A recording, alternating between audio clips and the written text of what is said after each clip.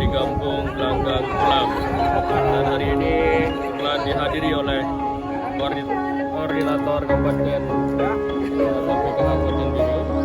Dan dari sekarang sedang mengambil pose-pose terbagus untuk difoto. Sampai belakang ke arah B dan kartu yang bagus. Dan Bang Dinanje.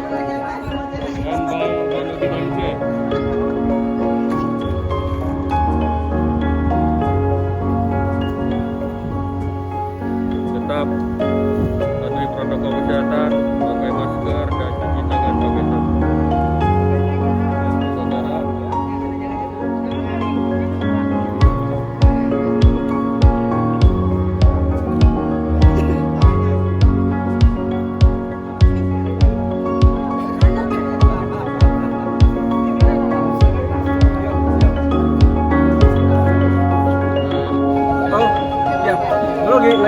lagi video.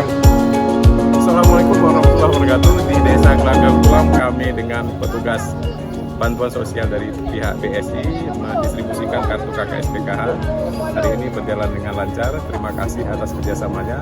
Semoga terus berjalan lancar. Assalamualaikum warahmatullahi wabarakatuh. Waalaikumsalam.